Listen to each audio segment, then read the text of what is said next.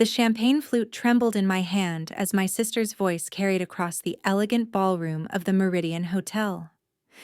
My son Michael's wedding reception was supposed to be the happiest day of my life, watching him marry Sarah, the love of his life, surrounded by family and friends. Instead, I stood frozen in mortification as Jennifer's laughter rang out above the gentle hum of conversation. According to YouTube analytics, 99.3% of viewers are not subscribed. That's a huge number. By subscribing the channel that is completely free, you'll help support the channel and never miss fresh content. "Oh, this is my brother David," she announced to a small circle of well-dressed guests, her voice dripping with condescension. "He's the jobless loser of the family. Been unemployed for what, 6 months now?" She turned to me with a saccharine smile that didn't reach her eyes. "Still looking for work? Or have you given up entirely?" The words hit me like a physical blow. The guests. I recognized Sarah's uncle, a prominent businessman, and 2 other couples I didn't know, shifted uncomfortably. Their polite smiles faltered as they took in my discount suit and scuffed shoes, probably wondering how someone like me could afford such an expensive venue. What Jennifer didn't know, what nobody knew except Michael and Sarah, was that I had liquidated my entire retirement fund to pay for this wedding. Every penny of my 401k gone. The catering, the flowers, the venue, the photographer. It had all come from the nest egg I'd built over 25 years of working as a software engineer before the tech layoffs hit our city like a tsunami.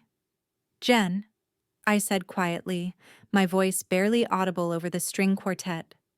"Could I speak with you privately?" But she was already moving on, her perfectly coiffed head turning toward another group. "Excuse me," she told her audience. "I should go mingle with the important people." Important people? As if I wasn't important. As if the man who had raised his son alone after his wife died of cancer, who had worked double shifts to pay for Michael's college education, who had sacrificed everything to give his child the wedding of his dreams, was somehow less than human because his company had chosen profits over people. I retreated to the bathroom, splashing cold water on my burning face. In the mirror, I saw a 52-year-old man with graying temples and worry lines etched deep around his eyes. When had I started looking so defeated? When had my own sister begun seeing me as a failure? The answer came to me with startling clarity, the day I lost my job at Dataflow Solutions. Jennifer, who worked as a senior marketing director at Pierce & Associates, had immediately distanced herself.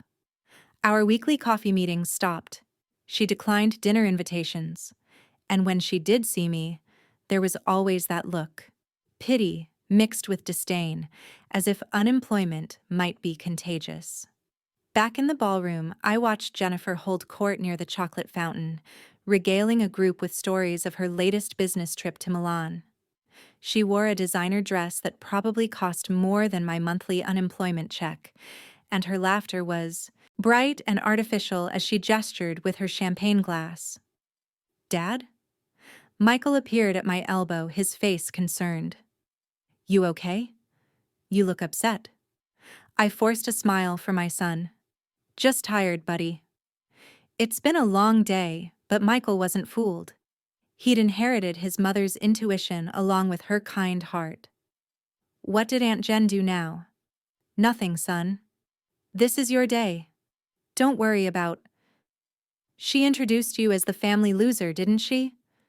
Sarah appeared beside her new husband, her wedding dress rustling softly. I heard her from across the room.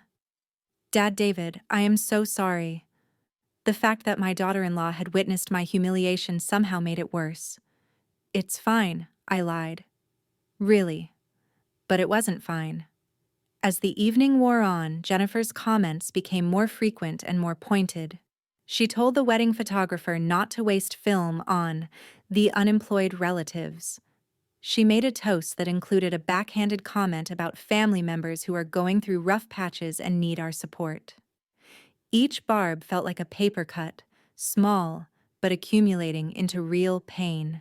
The breaking point came during the father-son dance, as Michael and I swayed to "The Way You Look Tonight," his mother's favorite song. Jennifer approached with her phone out, recording.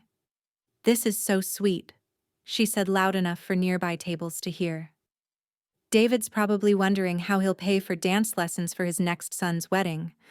Oh wait, that would require having a job first. Michael stopped dancing. The color drained from his face as he stared at his aunt. "What did you just say?" But Jennifer had already walked away, probably posting the video to social media with some cutting caption. That night, after the last guest had gone home and the vendors had cleaned up, I sat in my small apartment staring at my laptop screen. The job search websites mocked me with their cheerful fonts and promises of exciting opportunities. 6 months of applications, interviews, and rejections had worn me down to nothing. At 52, I was apparently too old for most positions and overqualified for the rest. I opened LinkedIn and found Jennifer's profile. Senior Marketing Director at Pearson Associates, it proclaimed, along with her impressive list of achievements and connections. She had nearly 3,000 followers and posted regularly about leveraging synergies and disrupting market dynamics. On impulse, I clicked over to Pierce and Associates' website and began reading about the company. Mid-size marketing firm, family-owned, with traditional values prominently displayed. Their About Us page emphasized respect, integrity, and treating employees like family. Their CEO, Margaret Pierce, had started the company 30 years ago and still maintained an open-door policy. An idea began to form. I spent the next week researching everything I could about Pierce and Associates. I learned that Margaret Pierce's own brother had struggled with unemployment after the 2008 recession, inspiring her to create a company culture that valued loyalty and supported employees through difficult times. I discovered that the company had recently won several awards for workplace excellence and community involvement. Most importantly, I learned that Pierce and Associates had a strict social media policy.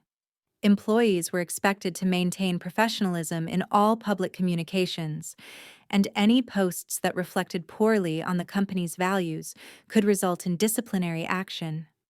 I also learned that Margaret Pierce personally reviewed all employee social media accounts as part of their annual evaluations.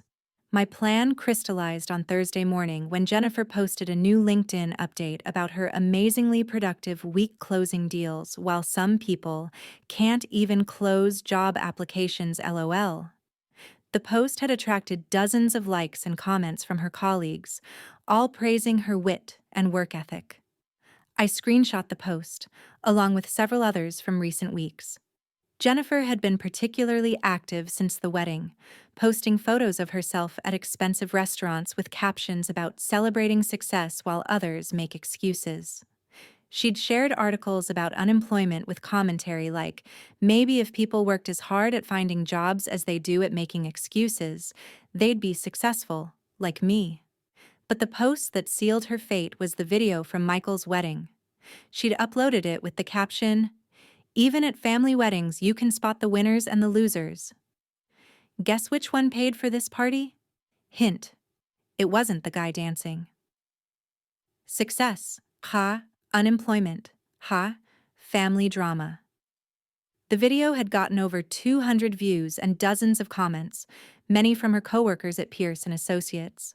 I crafted my email carefully, addressing it directly to Margaret Pierce.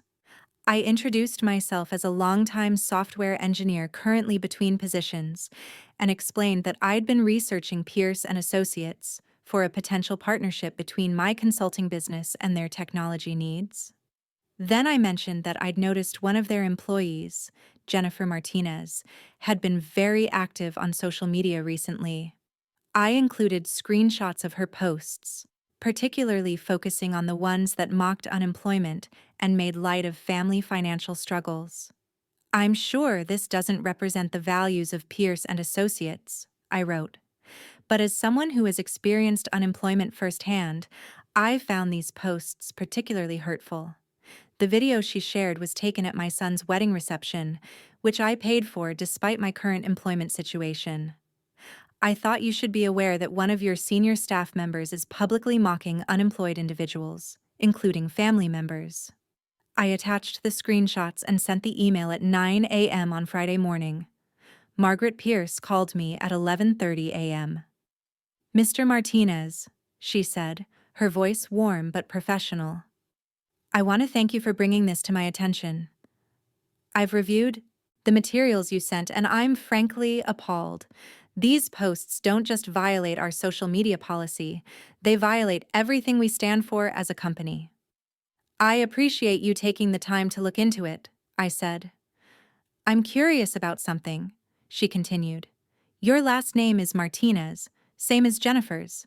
Are you related?" I hesitated, then decided honesty was the best policy. "She's my sister." There was a long pause. "That makes this even worse," Margaret said finally. "To publicly mock a family member's unemployment, I can't imagine treating anyone that way, let alone a sibling who's struggling."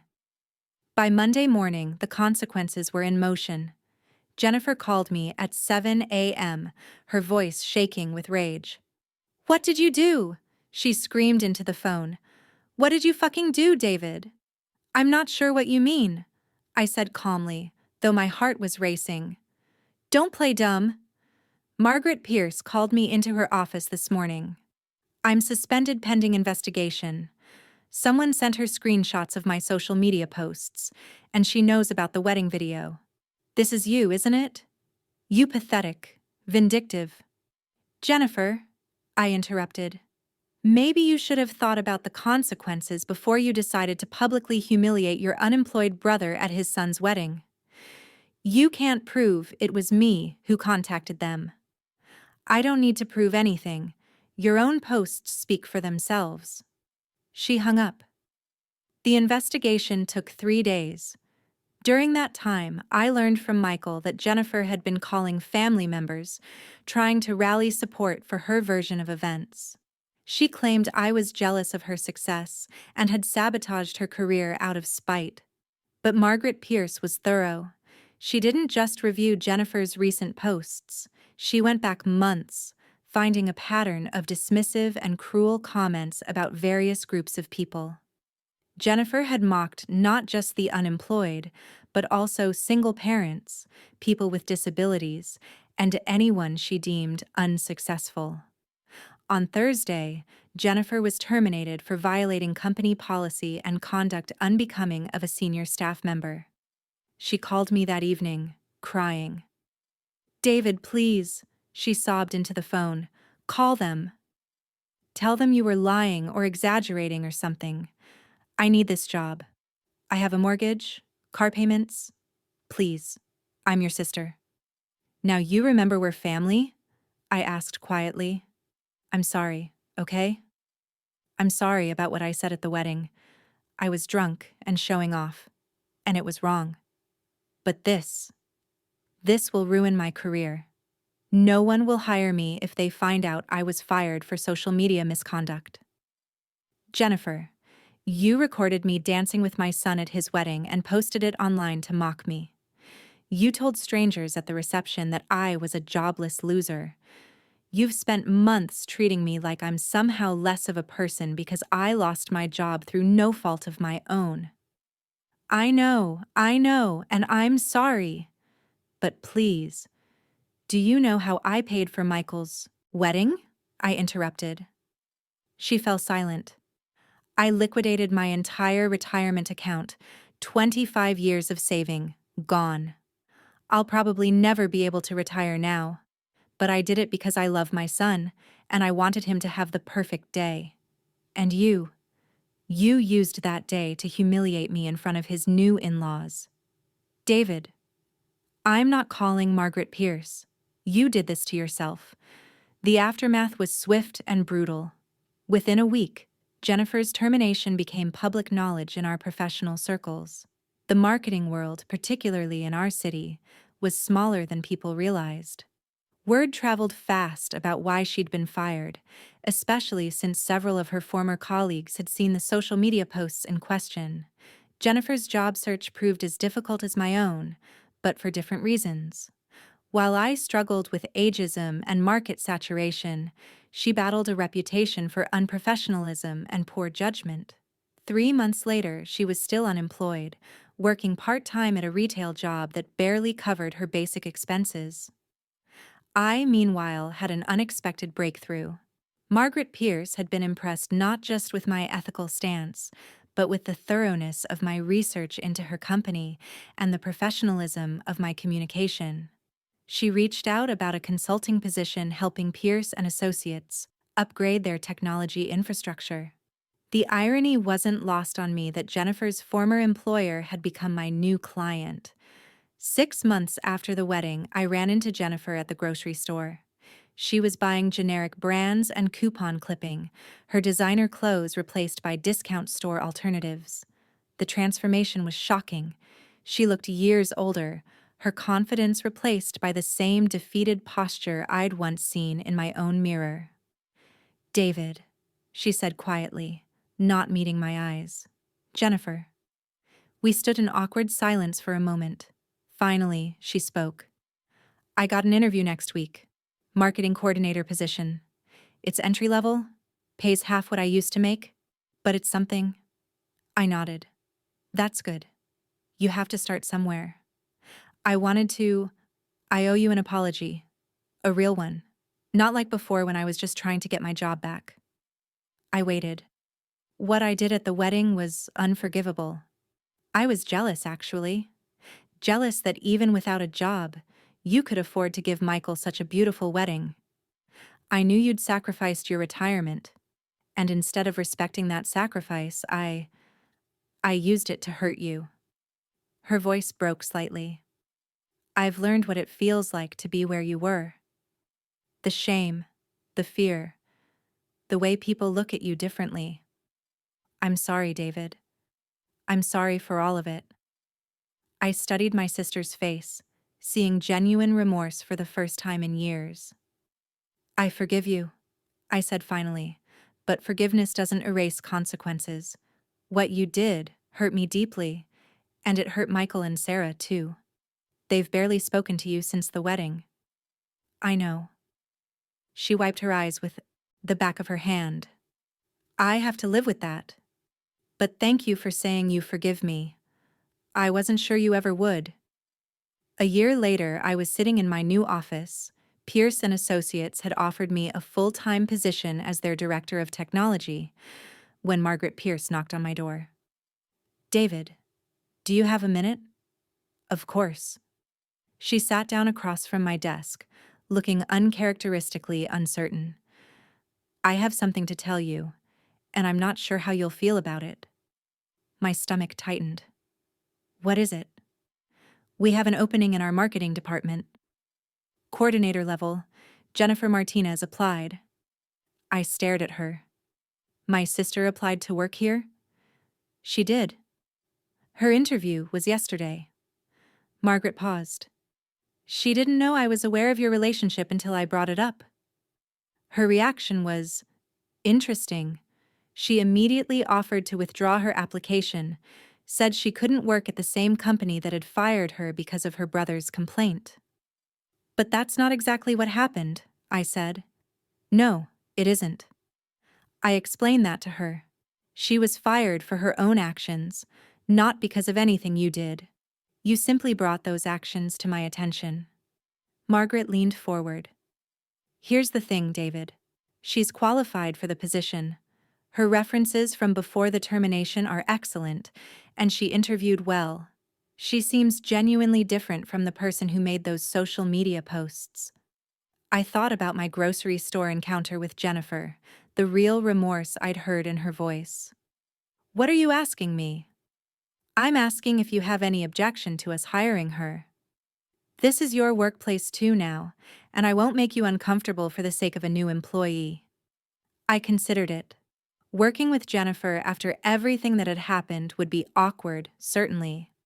But I thought about the lessons I'd learned during my own period of unemployment. about humility, about the importance of second chances, about not judging someone's worth by their employment status. She's not the same person she was a year ago, I said finally. If you think she's qualified and she's genuinely changed, then I have no objection. Margaret smiled. I was hoping you'd say that. Jennifer started work the following Monday. Our first encounter was in the break room, where she was making coffee with shaking hands. When she saw me, she nearly dropped the mug. David, I didn't know you'd be here today.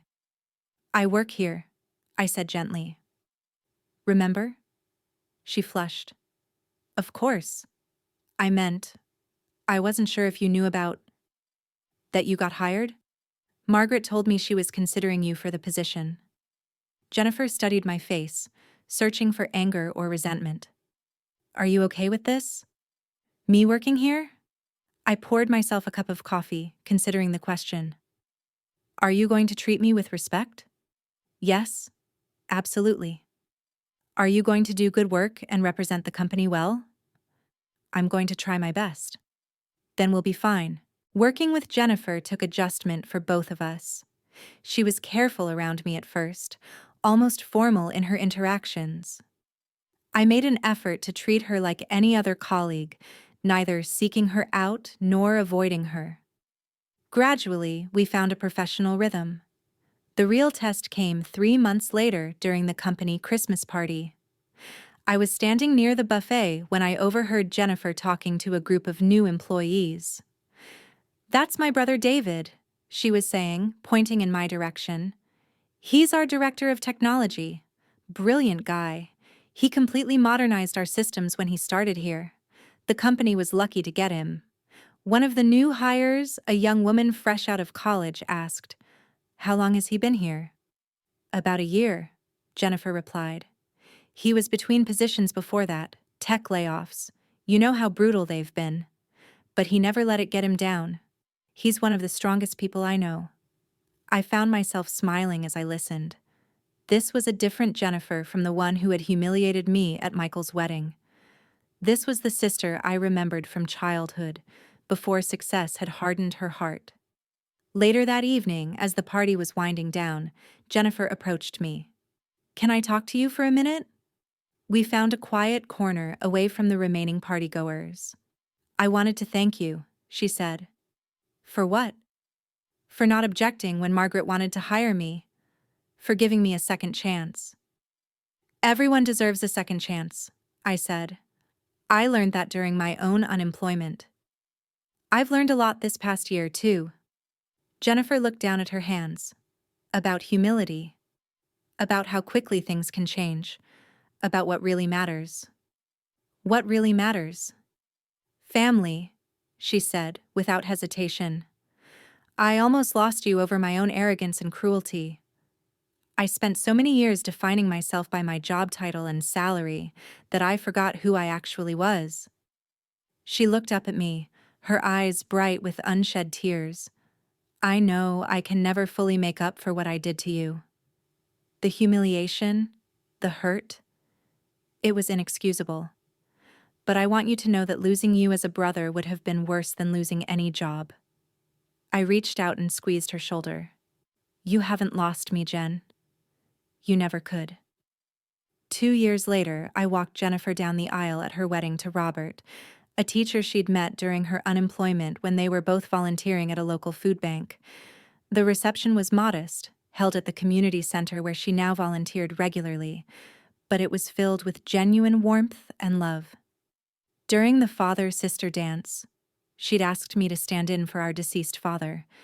Jennifer whispered, Thank you for teaching me what really matters. What's that? I asked, though I already knew the answer. That a person's worth isn't measured by their job or their bank account, she said. It's measured by how they treat others, especially when those others are struggling.